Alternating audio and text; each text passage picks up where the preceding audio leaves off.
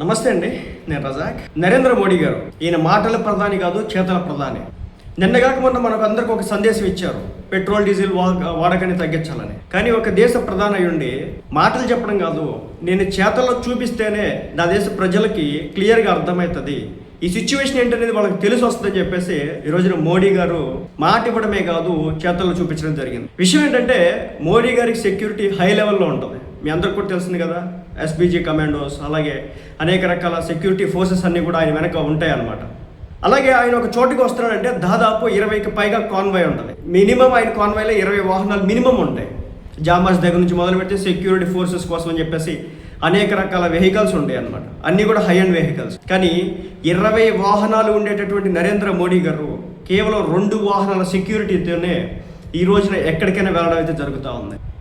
ఆయన ఒక సంకేతం ఇస్తూ ఉన్నారు, కేవలం పెట్రోల్ వాహనాలు డీజిల్ వెహికల్స్ మాత్రమే కాదు, వీటిని తీసేసి వాటి ప్లేస్లోకి ఎలక్ట్రిక్ వెహికల్స్ని తీసుకురండి.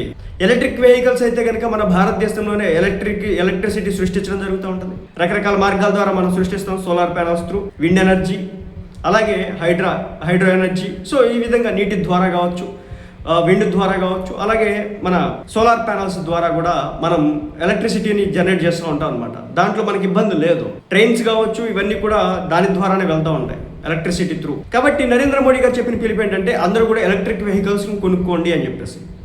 సో ఇంధన ఆదా చర్యల్లో భాగంగా తనకున్నటువంటి సెక్యూరిటీ మొత్తాన్ని కూడా నరేంద్ర మోడీ గారు ఈరోజు థీమ్ చేసినటువంటి పరిస్థితి.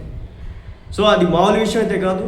ఆయన ఈ దేశానికి సంబంధించి ప్రధాని, ప్రపంచంలోకెల్లా అత్యంత జనాభా కలిగినటువంటి అత్యంత పెద్ద ప్రజాస్వామ్య దేశంగా ఉన్నటువంటి భారతదేశానికి సంబంధించిన ప్రధాని కేవలం 2 వాహనాల సెక్యూరిటీతో ఆయన ప్రజల్లోకి రావడం అయితే జరుగుతూ ఉంది. కాబట్టి ప్రజలు కూడా అర్థం చేసుకోవాలి, డీజిల్ పెట్రోల్ వాహనాలను వాడడం తగ్గించండి, అలాగే వెహికల్స్ అవసరం ఉంటేనే బయటికి తీసుకురండి, బంగారం కొనడం తగ్గించండి, వర్క్ ఫ్రమ్ హోమ్ చేసుకోవడం అలవాటు చేసుకోండి, అలాగే ఇంపోర్ట్స్ వేరే దేశాల దగ్గర నుంచి ఉండేటటువంటి వస్తువులు ఇంపోర్ట్ చేయడం తగ్గించండి, భారతదేశంలో తయారైనటువంటి వస్తువులకి మాత్రమే ప్రాధాన్యత ఇవ్వండి. సో ఇది మాత్రమే మన నరేంద్ర మోడీ గారు చెప్పారు.